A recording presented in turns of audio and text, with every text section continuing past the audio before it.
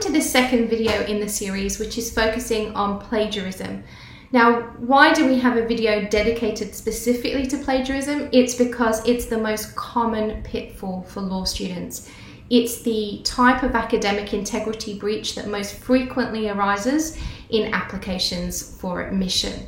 And it's a pretty tricky thing to navigate in your first few weeks at law school. So this video is going to explore the different types of plagiarism in detail, looking at some examples, and we will also be looking at some tips for avoiding plagiarism. So plagiarism involves representing to the reader that the work is your original work or idea. In essence, it involves passing off someone's work or idea as your own. In failing to properly acknowledge the source of that particular quote or line or passage or paragraph, in failing to acknowledge the source, you represent to the reader that it's your original work or idea. Note that it does not require proof of intention. It's sufficient that you represent someone else's work or idea as your own through failing to acknowledge the original source. It's possible to plagiarize diagrams and creative works like film and photography. If you are enrolled in a double degree and you're using things like data or formula or coding or designs, it's possible to also plagiarize those. So it's important to act with integrity and be robust about what sources you are using for all of your university assessments. So what you can now see on the slide are the 4 ways in which a student may commit plagiarism. The first is by directly quoting words from the original text without indicating to the reader that this is a direct quote in accordance with the relevant referencing guide. Alternatively, you may commit plagiarism by directly quoting the original text and then failing to acknowledge the source. So in that instance, you may have used quotation marks, but there's no reference to the source and it's not possible to ascertain where those words have been sourced from. The second way in which you may commit plagiarism is by summarizing work and then failing to acknowledge the source. Summarizing involves taking the key concepts from a text and placing them into your own words. This of course means that the original idea is still there and it belongs to someone else, so it should be acknowledged even though it is expressed in your own voice. Paraphrasing involves taking a piece of text and deleting bits or adding bits to it, and maybe even using synonyms to express the same idea. Again, the original idea is still there and you must acknowledge the source. And you'll see number 4 on the slide there is really a catch-all. It's designed to represent a situation in which you have used someone else's work or someone else's idea and you have failed to acknowledge that source. Because of course, in so doing, you represent to the reader that it's your work, it's your original work or idea, when in fact you have taken it from somewhere else. So what we're going to do now is look at those first 3 in more detail. Where you wish to directly quote another's work, so you wish to in effect copy and paste part of their work into your own work, you need to ensure that you do 2 things. The first is to provide a full reference to the source, including a pinpoint reference, so that the reader can locate those exact words in the source. Secondly, you must indicate to the reader that it is a direct quote in accordance with the relevant rules in the AGLC. Now, the AGLC distinguishes between short quotes and long quotes. So if the quote is 3 lines or less in length, we use single quotation marks around the text that has been copied from the original source. If it is a long quote, so 4 or more lines, then in that instance we do not use quotation marks at all. Instead, we indent the text from the left margin and use smaller text size. So by making the text size smaller and tabbing it in from the left hand side, that indicates to the reader that it is a direct quote. Where you decide that you would like to quote more than once from the same source, make sure that you place a footnote at the end of every quote. It's not good enough to cite the source once in the paper. Each time that you use that source, so each time that you quote directly from it, you must provide a footnote with a reference that includes the pinpoint reference to where within the source those words can be found. So this is an example of a student's essay which includes a long quotation. You can see that the student has provided an introduction or a small passage that leads into the long quote, which is here. This is the quote from Butler's work. So what you can see is that it's indented from the left margin, so it's tabbed in from the margin, and you can also see that it's in a smaller font size to the rest of the student's essay. In addition, there is a footnote following the end of the direct quote, and you can see here that the full citation for this journal article has been provided in the footnote, including this pinpoint reference. So you can see that there's no quotation marks where it's a long quote. If it's a short quote, as I said earlier, use single quotation marks. We don't use double when quoting in accordance with the AGLC. Let's move on to looking at paraphrasing.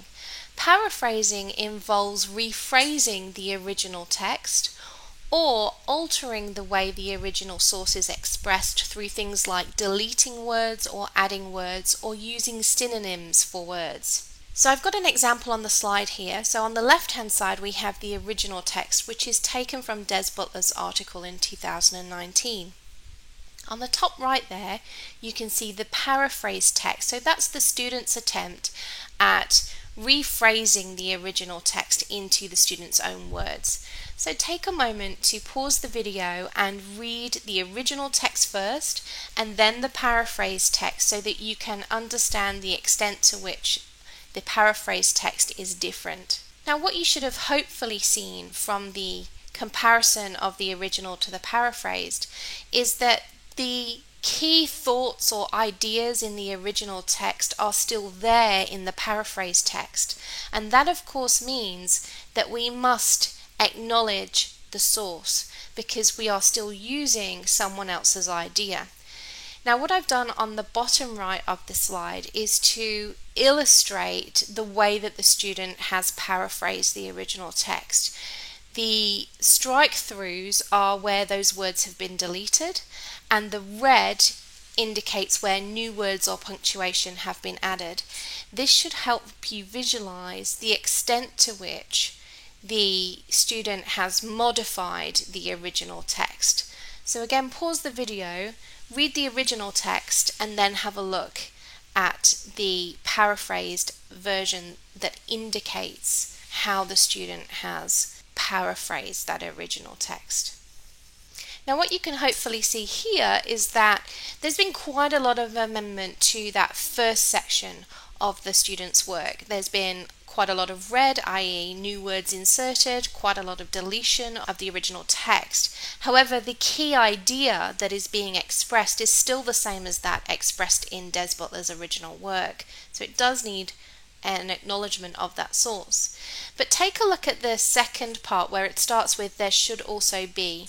So there should also be a means of real-time tracking of drones. Have a look at that and then consider whether that is really a paraphrase source or whether or not there's still a direct quote there. So what we can see there is there should also be a is really just part of expressing the sentence, but the main components of the sentence which tell us the story or the original idea, which is real-time tracking of drones, still remains. That's identical to what was in the previous original version. Really, that's a direct quote. It's a very short one, but it's a direct quote of the original text. There's been no alteration to that latter part of the sentence. So that's really not paraphrasing, that's just lifting directly from the original text. The other part of the paragraph, however, is paraphrasing, because we can see that there's been substantial deletion, there's been the insertion of new words, and the sentence structure has also been changed. So two things to take away from this slide. The first is that the first part of this paragraph still needs to acknowledge the source because the idea comes from somewhere else. It comes from Des Butler's 2019 article.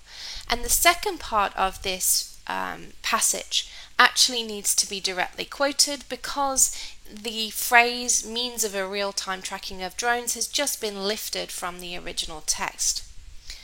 So let's have a look at how we acknowledge that original source in the paraphrase version on the next slide.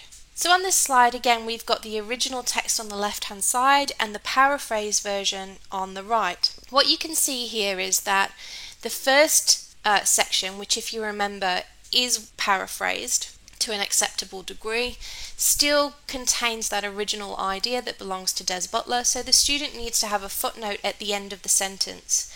Now if there were, say, 3 sentences and all of those reflected Des Butler's original article and include some components of that work or idea expressed in that article, you would need a footnote for every sentence.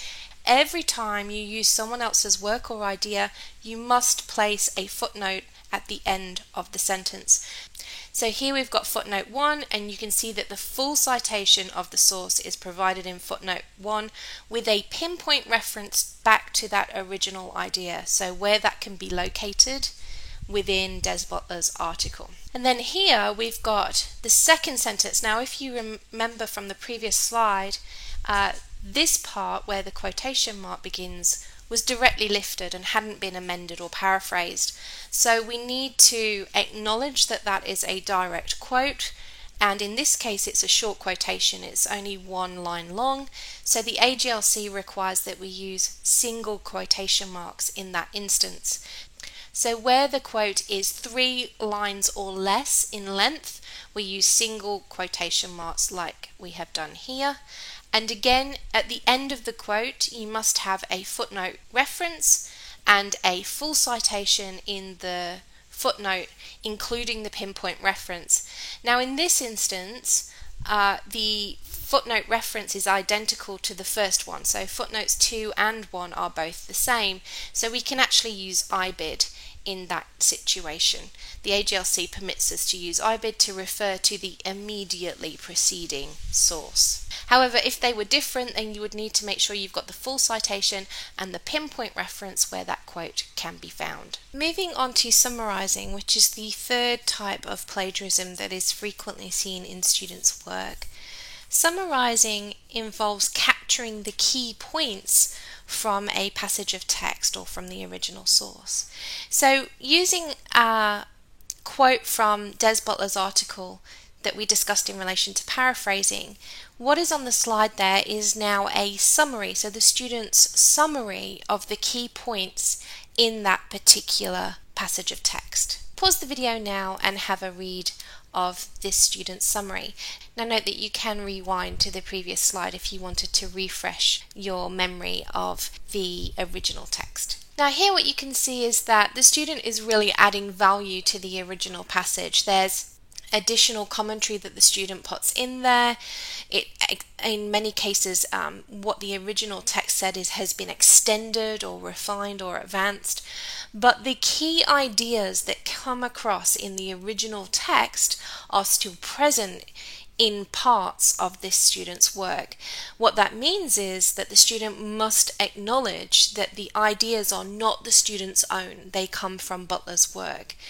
Now, as you can see here, the student acknowledges Butler right at the beginning by saying Butler argues that. However, that is not sufficient for acknowledgement of the source. We actually need the full reference to the source. So let's have a look now at how we should acknowledge that aspects of this paragraph come from Butler's article. So here you can see that there are 2 footnotes, one at the end of the first sentence and one at the end of the second sentence. We have had to use 2 footnotes here because each sentence contains a component that is extracted from the original source. So each sentence contains part of Butler's work or ideas. So every time that you use someone else's ideas or someone else's work, even if it's summarizing their work, you must acknowledge the source. That means that you might need to refer to the source multiple times throughout your work. It's certainly not sufficient to just cite the source once and that's the end of it. So here the student has acknowledged that aspects of this first sentence include some of Butler's work, there is a footnote reference at the end of that sentence, and then the full citation of the source with a pinpoint reference referring back to where that idea can be located in the original source. At the end of the second sentence, the student also knows again that some of this here summarizes key concepts in Butler's work. So there's another footnote and again a separate footnote in the source. Now again, because it's the identical source to the immediately preceding footnote, we can use IBID, but if it were a different journal article, then you'd need to provide the full citation here as well. So we've now looked at the first 3 types of plagiarism on the slide there. Note that there is a 4th type, which is really a catch-all.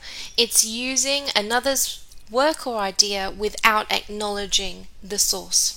Remember that plagiarism isn't just in relation to the written word.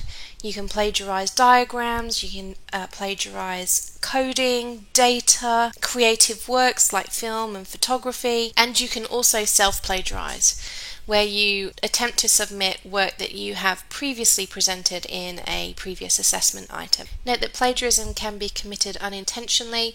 It occurs where someone presents work as their own when in fact it incorporates someone else's work or idea without acknowledging the source. However, intentional plagiarism will be treated much more seriously than where the plagiarism is inadvertent. So let's now have a look at some tips for avoiding plagiarism. So our first tip is to evaluate each sentence that you have written and ascertain whether or not your work has been informed by someone else's work or idea. If that's the case, you will need a reference and the full citation in the footnotes.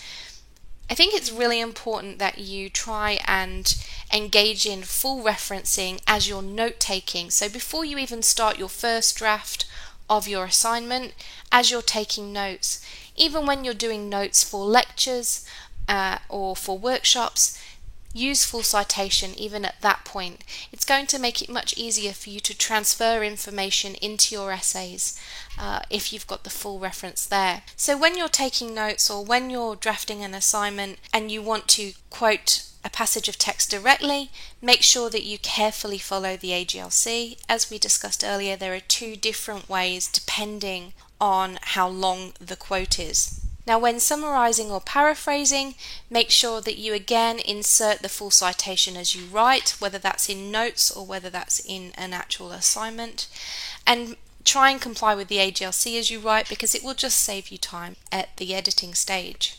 In addition to getting into the habit of citing full references as you make notes and as you draft your assignments, it's also important to ensure that you do not copy directly from the source into your notes or your draft document.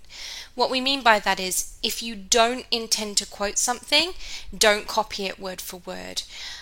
Because that whole copy-paste thing is so easy to do and then it's so easy to forget. If you go and make a cup of tea and then come back, so easy to forget that you've copied that word for word into your assignment. Instead, try and summarize or paraphrase and make sure that once you've completed paraphrasing or summarizing a particular part of the text, that you insert your references before you move away from your desk and go and make that cup of tea. Now, when it comes to editing your work, never remove references to sources in the footnotes. So where you've already prepared your document, you're editing it in full, don't take out any footnote referencing that you have done unless you have decided to completely delete any content from the original source. What we see quite often is that students might take a quote out, for example, and then assume that they can delete all of the relevant references to that particular source, but there may still be summarizing or paraphrasing throughout a couple of paragraphs. So it's really important to pay attention to the footnotes and whether they reflect that you have used someone else's idea or work in a portion of your essay. Now also when editing your work, it's important to check whether or not you have included all the sources that you originally identified in your plan or your notes as being relevant to the assessment task. If there is a gap between the two and there are sources missing in your draft, that may indicate that you've skipped some of the acknowledgement of the original work. So what these tips are really telling us is that it's important to be systematic We need to research our sources carefully, keeping a log as we do so. When we're making notes, we need to constantly make sure that we're noting where we've extracted that information from and that we have full referencing. And it's important to ensure that when you're translating that into an assignment, that your referencing accurately reflects what you've extracted from the relevant texts. So clearly it's about being logical and having systems in place to prevent inadvertent plagiarism. It will take you a while to work out what system works best for you, but it's important to make sure you have a system in place to protect yourself so that you can avoid any plagiarism or academic integrity breaches on your record, because of course they are relevant to your application for admission as a lawyer. So this brings us to the end of this video in the series. There is a final third video on referencing. It will look at the AGLC in detail and provide you with an introduction to the basic rules, which you will need for when you have to complete assessments across all your units in your first year at law school.